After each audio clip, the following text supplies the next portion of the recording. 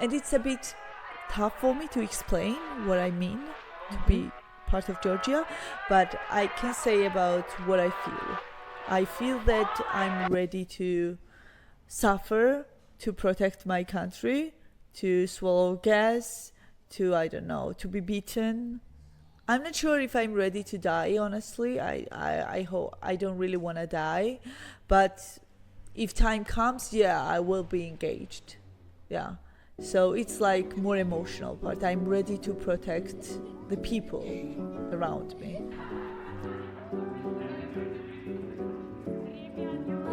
Welcome back to the Post Definitions podcast. I'm your host, Freddie Lancha, and we're here with our co-host back from a second episode, and she's going to say hi. Hello. Sophie, back from the last episode. And we're going to continue the conversation, diving into this complex and fascinating topic of Georgian identity with our first real Georgian guest. And today we're also going to be talking about the current Georgian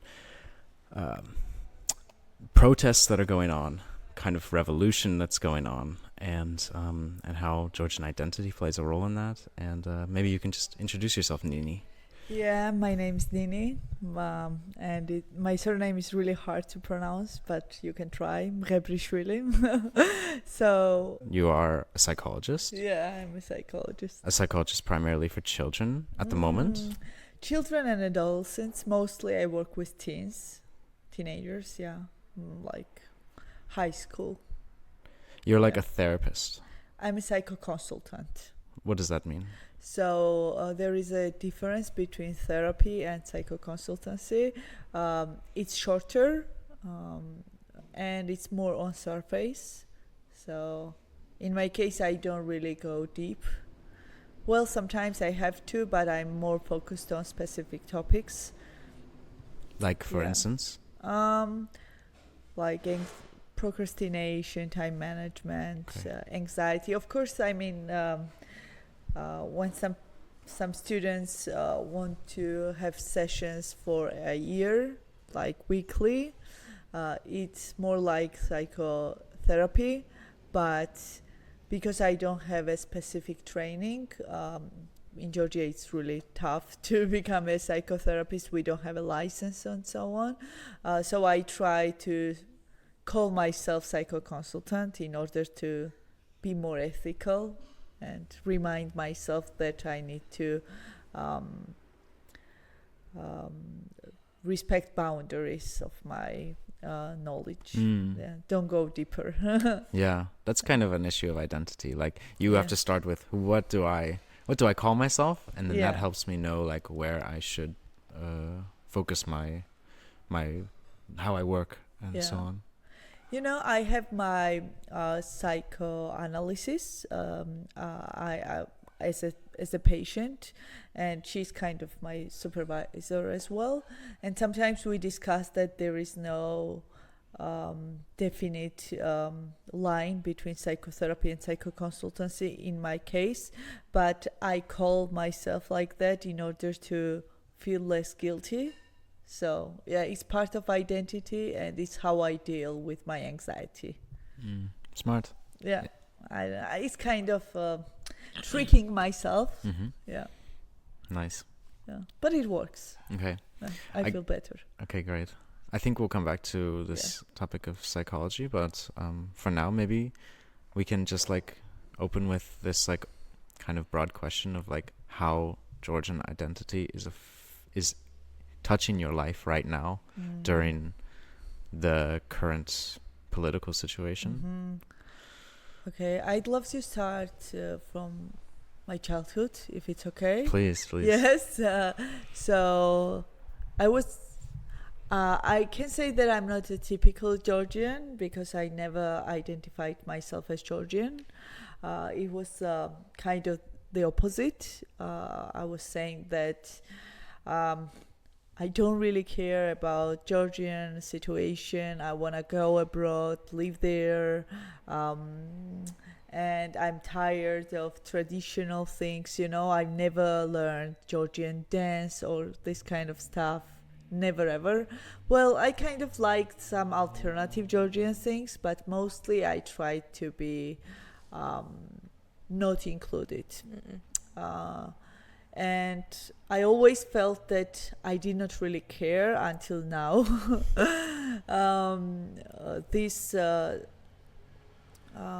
This summer, during May and June, when they start this pro-Russian law, and I went to the demonstration, it was my first time when I felt, oh, I'm Georgian. Oh, I care about Georgia. So, well, I'm kind of grateful for it, that I identified myself as a Georgian. But it was really interesting journey for me, that even though you admit or not, you're part of the country where you're born and raised. And it's like, sometimes some stuff are part of your identity, but you're not aware of it. And I can say that it was my case. And it's really interesting how real identity and acknowledged identity are differentiate from each other, because you may be identified with some stuff but not be aware of it. Or, for example, you may think that, oh, it's part of my identity, but when time comes, you realize that it's not that important. So I can say that whatever we say out loud does not necessarily mean that it's like that. Okay, but I would say that it's still important, the part of identity that you want to show to other people, or like want to show to yourself, and then the real identity that constructs like your upbringing and your life experiences. And I was wondering, how much were you surprised to find yourself being Georgian, and what does Georgian mean in your the construction of like your refound identity as a Georgian? It's interesting what parts we show to others, but I'm more concerned about not what parts of ourselves show to others, but more what parts of ourselves are acknowledged by ourselves. What parts do we know? For example, we may have lots of qualities, lots of traits, but we may not know about it. But it does not mean that we don't possess them. So this is what I wanted to say. So it's more like what I said was about awareness. If you realize who you are and just show part of them to others, it's a bit different. But I'm talking about that you may possess things and you may not be aware of it, or you may be part of things and you may not be aware of it. Okay, and what about the other? Oh, I was quite surprised, honestly. And when it comes to what does it mean, well, it's kind of emotional thing. I think that when it comes to identity, it's very emotional. For example, when we talk about gender identity, sometimes it's very hard for people to understand, why cannot you relate to your gender? Because when I was teen, I had this issue. And it's very emotional. And it's a bit tough for me to explain what I mean to be part of Georgia, but I can say about what I feel. I feel that I'm ready to suffer to protect my country, to swallow gas, to be beaten. I'm not sure if I'm ready to die, honestly. I hope I don't really want to die, but if time comes, I will be engaged. So it's more emotional part. I'm ready to protect the people around me. Okay, so you would say that it's not a question about cultural affinities or the state in general, but it's just about people protecting each other from oppression. Not only people, right? It's the environment. This is the place because it's possible to just collect all people and go to America and live there, right? But it will be different. In this case, it's we are born there, we raised there, it's our territory, and it's just something like this. Okay. So I think it's understandable, that identity is a complex thing and you cannot like describe exactly what it is to be Georgian. Because obviously there are so many things that comes to the creation of identity. There is, like, as you said, like territory, there is the community in which you lived in, there is your family, there is your friends, and there is also like the broader like collective experience of a protest, which I think it could have been like one of the major factor for you to develop like this stronghold of identity based on solidarity and survival at the same time. So I wanted to ask you, like, how much do you feel that being in the protest, like between people, impacted your own identity, and if you perceive it more like also connected to survival? Yeah, it is very much connected to fight or flight, and survive instinct, because I've noticed that people who come from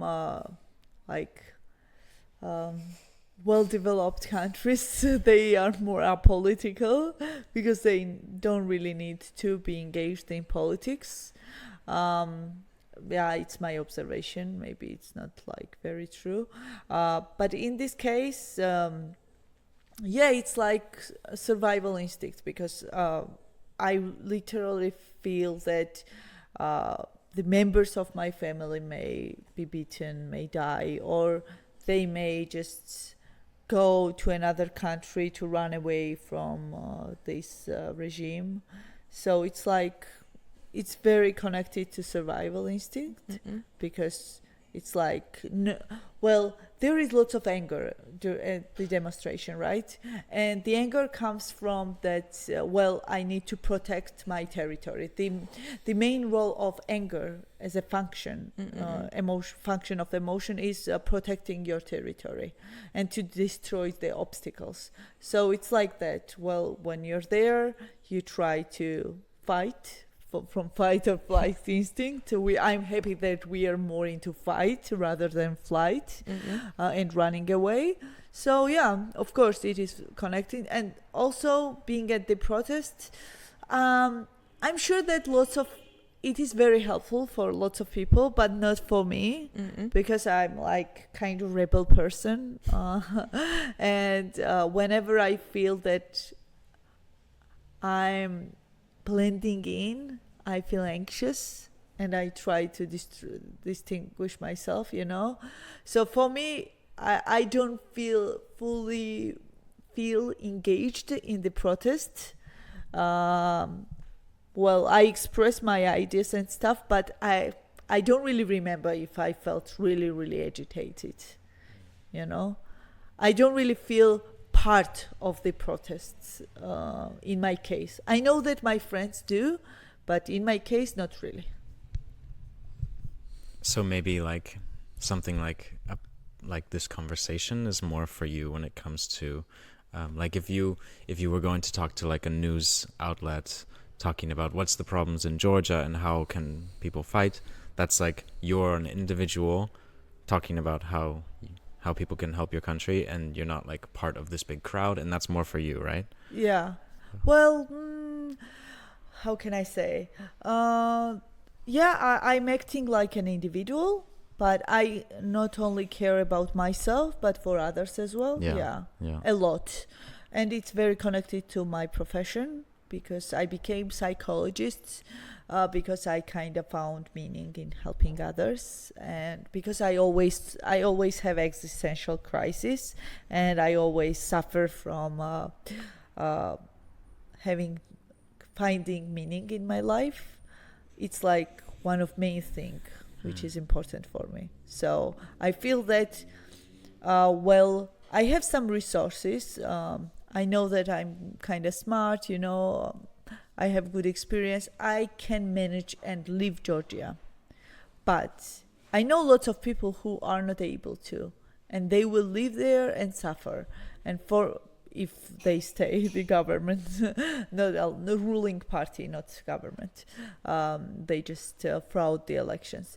So it's just protecting others as well. So in my case, it's just where I find meaning of my life. But when I go to the protests, I don't really feel blended in. Mm. Yeah. how does it feel to be fighting as Georgia, as Georgian, for other Georgians and for yourself against other Georgians, against like the government, the Georgian government, and also it's supported by at least some percentage of the Georgian population? Yeah, that's a nice question, honestly. I have never thought about it because somehow I don't really perceive them Georgians. And for me, I'm very leftist. And I don't really think about in terms of nationality, but mostly I think about war of classes. And I noticed that people who are really rich, they tend to be neutral during these protests, or people who are very poor tend to support ruling party because they did not have enough education and they are easily to be manipulated. So in my case, I don't perceive them as Georgian because, as I said, I did not have a connection to my country before that. So I'm more connected to people who have similar ideas, like me, more like to Georgians in general as a community. So I just feel that, it's more. For me, it's mostly like a war of classes, between classes, economical classes, and something like this. So I don't really perceive them in my community. Yeah, for me, they are others, kind of. Yeah. Okay, so like, would you say that you're not also influenced by, like the separation between like identifying protesters as Georgians and police and government as Russians, or does this difference affect you? In what terms? Also like in identity terms, because like if you think that the government is Georgian, like they're Georgian people, and police is also Georgian people beating up Georgian people, it's a different way of perceiving your own identity as the oppressed. If you think that the threat comes from an external actor like Russia. Well, Georgia is not like very different country from others, right? It's like typical country, and I don't expect Georgians to be amazing people. I expect them to be like typical human beings who may have normal or abnormal values. And some Georgians have like, I'm happy for that, like adequate and appropriate idea of life and meanings and values, but some Georgians, of course, they will be like very greedy, they will take care of themselves, have some narcissistic psychopathic traits. I'm not even surprised. Honestly, I expect it. And I'm not even surprised, and I expect that they will be more in power, like in government. Yeah, it's like this everywhere. Why should Georgia be exceptional? And because Georgian politicians have very strong connections to Russia, I just, Stalin was Georgian ethnically, but he was not Georgian. So for me, it's like, I don't really care about ethnicity, I guess. For me, you may be more Georgian than government, the member of a ruling party. So for me, it's like, it is the way it should be. Yeah, it's understandable. In this case, it's more like, they have a back from Russia, so they are able to express their strengths. It's like that. But it's understandable, of course. I mean, if we look at history, like, brothers kill brothers, like fathers kill children, right? It's like normal. It's like part of human history, and I'm not surprised. So, I never had this idea that, we Georgians should be together. Sometimes it's the opposite, honestly. People say that, if you go abroad, don't talk to Georgians. Yeah, it's like the opposite. So For me, it was a bit different experience that, Georgians can help each other. That's nice. Okay, so would you think that the basis, like Georgian identity, is also based on like distrust of between each other and also towards the institutions? Yeah, I wanted to say that. Georgia was part of the Soviet Union, and we have a huge trauma, and this trauma affects us. It's one factor. Another factor is that we are very impulsive people, you may notice, including myself.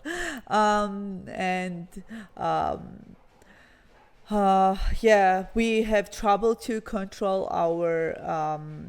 we have impulse control difficulties in general. And also we have very limited resources. And at the same time, we have huge ambitions because we are a very old country. We are kind of talented, I can say. There are lots of Georgians who achieve lots of stuff abroad. So it's like when they come together, this trauma, the ambition, limited resources, impulsiveness, it creates tension between each other. And of course, like when you want to achieve something and the resource is very limited, you will have mistrust toward other, right? Because it's like competitiveness and mistrust is very correlated to each other, connected to each other, because you perceive another person as enemy, not your friend, right? So we have high mistrust in our culture. Anxiety that you should, anxiety toward, to reveal some information. But I think that new generation kind of overcame it. They tend to help each other more and more, which is a good sign. Yeah, it is. Like I'm very happy to hear like this perspective, because like it always seems like to me, like as an external observer, that Georgia like is continuously like stuck into a cycle of in the research is called permanent revolution. Like you cannot find a stability, and I feel this is also like characteristic of Georgian people themselves, like personally troubled. Like also like the troubles of the country becomes like the collective trouble becomes the personal trouble, because everyone lived through something traumatic at the end. Yeah, exactly. So and also it's really, really hard to be stable. I remember one moment when my friend told me, I got an invitation for my friend's birthday, and it will be after 1 year and 2 months. I was like, are you crazy? Are you crazy? In Germany, are you crazy after you're invited 1 year and 2 friends 2 months earlier? You know? Yeah. And she was like, I cannot really imagine that in Georgia. We don't know it. We don't know what happened after 1 month. We cannot really plan things. I mean, it's really, really hard to plan things in Georgia, and that makes me crazy. I have another example. My friend who is Georgian and she lives in Germany for many years, she bought a notebook which was really expensive. Like, I don't really remember, really some fancy notebook. And there was like dates and days. And I was like, why do you need it? And she was like, no, I really need it to plan every day, and I will feel it in advance. What? No. We don't do it. We don't do it. It's not only because we are impulsive, but because it's really, really hard to plan things in Georgia. And we have this anxiety all the time because Russia moves the border daily. And you may find out, okay, we lost some territory again. Oh, wow. Something like this. So you always have this instability. And our lari, the currency. Currency is very unstable. So it's like you may wake up and you may be poor. Yeah, it's crazy, right? Yeah, Yeah, it you is. may plan things and you may wake up and, yeah, I don't know, lose your job. So we all have this anxiety. And also because the economical situation, we don't have savings. There are very few people who have savings in Georgia, but we have lots of debts. So yeah, it's like you're always anxious. Yeah. Like, and do you think that's also why, like, the protests and these actions, like, do not bring any tangible results? Because, like, they don't know what to do in the future, because, like, this country is in a condition of survival, like constant survival. And so obviously you cannot plan along. Like, you cannot see the future, because every day is a struggle. Yeah. Like, that's how at least I perceived it, like from an external point of view. Tell me if I'm wrong or not, but for me it's like, like from one end there is like also the Western world pretending that something more is done, and from the other hand, like it's an understanding of like the people here are struggling, and you cannot pretend that these struggles do not happen, and you cannot also like, I mean, it's just not happening, That's an amazing observation, honestly. I think it's on point. Yeah, it's like that because you cannot really plan anything. Even in my case, I want to study abroad and do another master, but I don't know if they will accept my diploma. Yeah. Because we have another issue because of the political situation, that they may not accept it, Georgian diplomas anymore. Yeah, it's questionable. So if I have some identity in my head that I'm someone who pursues education and try to develop, and if I will not have this opportunity, then who I am? Who am I? I don't know. Or for example, Like, you could be a person with a diploma or a person without a diploma. Yeah, like, or a psychologist or not a psychologist, because if your diploma is not recognized abroad, I cannot continue studying there. So, if I will not have this opportunity to continue studying, it's a bit questionable for me. It's kind of, it's part of my meaning of life. I mentioned that one is like helping others, and another is to continue education and so on. So after some time, I may not have this opportunity. And my people around me have the same anxiety as well. So it's like we have some idea how our future will be, right? It's part of our identity. It's not only who I am, but what I want to do. And then it's destroyed. So I'm sure that people, I hope everything will continue the way we want, but I'm sure that lots of Georgians will have identity crisis afterwards. I'm sure about it. Especially if the ruling party will stay, I'm sure we will have, because we have some ideas how our life will be, and then it will be destroyed. So, of course, it will cause. And what is an crisis. identity crisis in this case? Like, what does that look like for somebody? Well, let's explain what identity is itself. It's like the idea about yourself, I can say so, who you are, what you like, what do you believe in, what meaning do you have.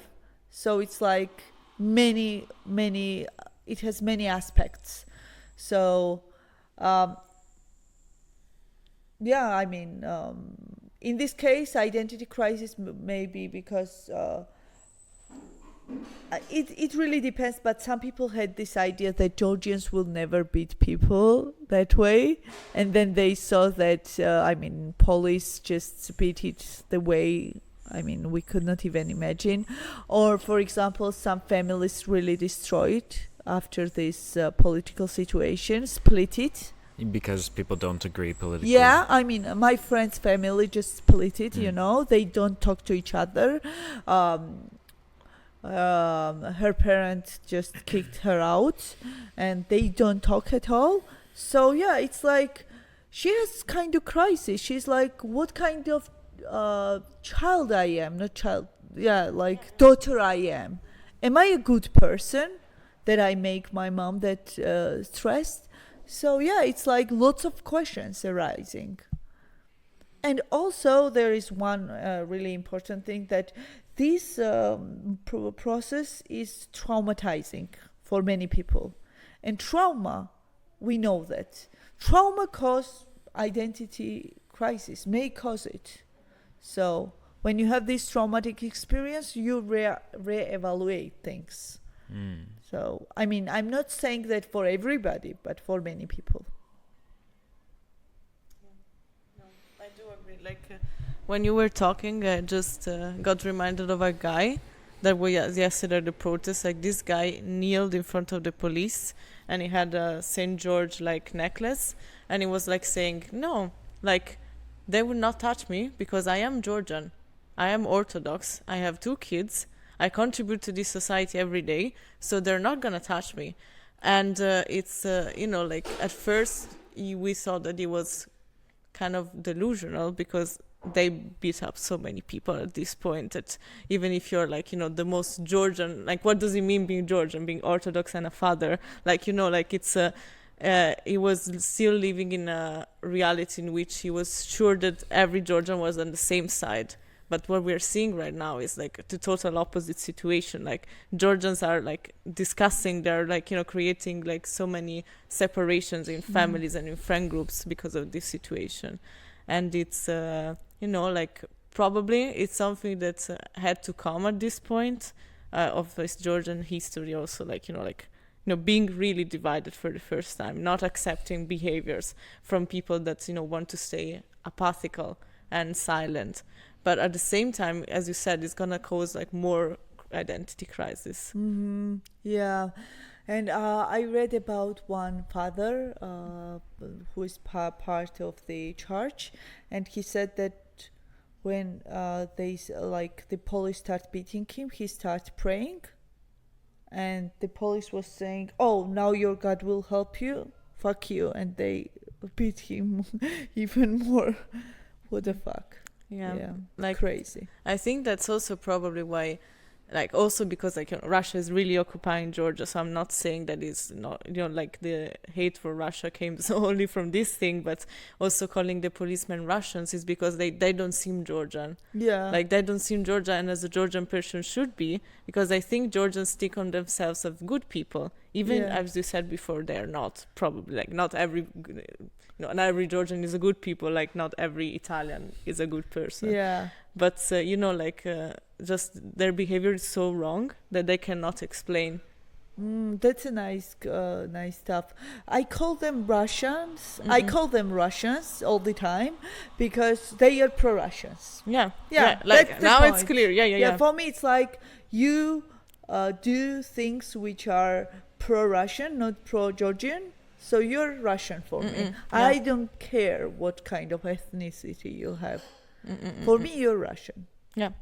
Now, honestly, I never, even though I was saying that I did not identify myself as Georgian, now I realized something. Oh, that's really interesting how our conversation started. I said that, sometimes we may identify with some stuff, but we may not be aware. So I just realized that now I aware some part of myself during our conversation, which I did not know was part of me. I remember that since my childhood, my parents always said that, "Oh, you're Meskhetian." It's like south of Georgia. And they were like always fighting, and they were leaders, and they were rebels, blah blah blah. And also said that Georgians never be, how can I say, Georgia always protected their country, even they were minorities, and this strength is in our blood, something like this. They were telling me this stuff all the time. Well, I did not really pay attention to it, but I remembered it. And they also told me that, sometimes when there is war, some people died there, but rest of them were just having fun and drinking and eating. And I knew that both of them were part of Georgia. So maybe that's why I'm not surprised. I do remember since my childhood that my mom and dad told me that Georgia was not like very as a unit, and it was kind of split it, and some people cared a lot and died for our country, and while others did not care at all. So for me it's like logical. I expect that in my case. But for me it's maybe it's like when I think about Georgian identity, for me it's like a person who fights for this country, who will not be afraid, who will not run away, who will die if it's needed. And even if you beat me 10 times, I will stay there and come back. So maybe for me it's something like this. And it's part of my life, honestly, that I always try not to run away from things, even though I'm a very anxious person. I try to come back and stay and protect what I believe in. So I think that if the ruling party will stay and they will censor my speech, I will have serious problems with everything, including in my identity. And because I perceive myself as this kind of person, and if I will not be this one, then who I will be? I will be nothing, honestly. Yeah. Like you will be like a shadow of yourself. I don't think I will be myself anymore, because it's like main characteristics of myself. And when you go to the protests, you see that like lots of Georgians are like that. We don't run away, we come back. It's like part of our identity. And we heard so many stories about this rebelness and bravery, and we know that because our country is so resource constrained, we need to be very bold to save it. So like so inspirational, right? So what will be your wishes like for these protests to achieve? Like what would you wish it will happen? And like how do you see the revolt, this revolving, and people like like fighting for a better future? Like what's gonna happen? Like to what you would wish it would happen at least. Well, honestly, what I wish is that ruling party will like just admit that they fraud the election and let us everything to do it through election. Because I hope that we will be able to rewrite our history, and instead of revolution we will be able to manage in another way. But honestly, I don't really have high hopes. I don't really have high hopes, because I'm millennial, I decided to be different from my previous generation, and we had so many peaceful demonstrations where we had like singing David Bowie, rebel, and like this kind of stuff, and dancing on the protest demonstrations in order to say, oh, we are apolitical, no political parties. We tried for I don't know how many years, but at least like 8 at least 8. We are protesting at least 8 years, and we achieved nothing. So now either the ruling party will do something or there will be revolution. It is my idea. Because I cannot, like, they don't really understand anything if we are not violent. That makes me crazy. But it's like that. So that's let's see. Let's see. Like that's a very interesting perception, because I also like going to the protests every day. Like it really is also like from the protesters' part that when nothing violent is happening, they get bored.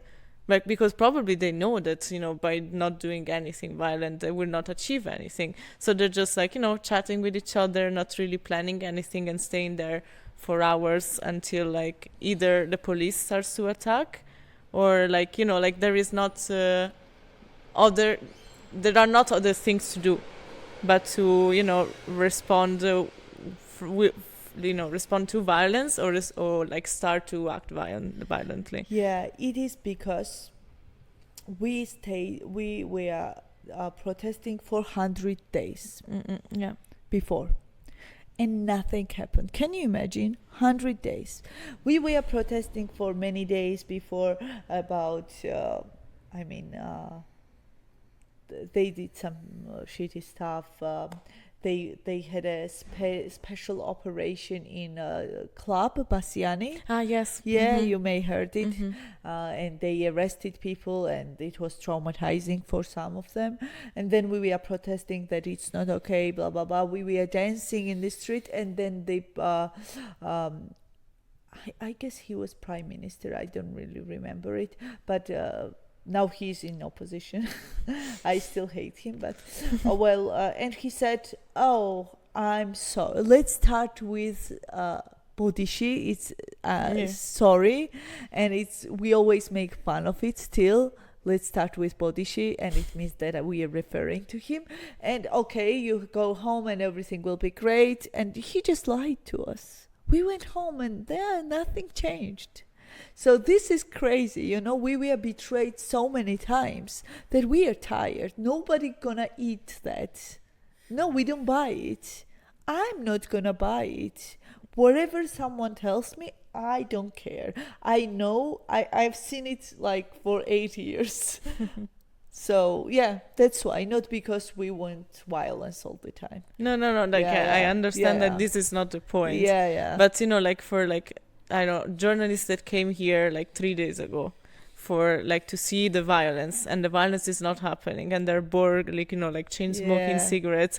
They're wondering why people are not organizing, why people are not doing things, because there is not a broader understanding of really what happened in a decade. Yeah. So I think that's also a problem of perception of Georgian identity from abroad. Because everyone keeps asking, why are they not protesting? And you are every day. And also after the elections, that there were not big protests, but every day there was something or multiple protests. Yeah. But I know that it's not affected. That's not the point. But that's the wrong question to ask. Why do you not protest, or why do you not organize? Well, after elections, we were very frustrated. Oh yeah, and hopeless. Understandably so, because there was so much effort going to the elections that was not, did not reach any goal because of corruption and vote paying and fraud.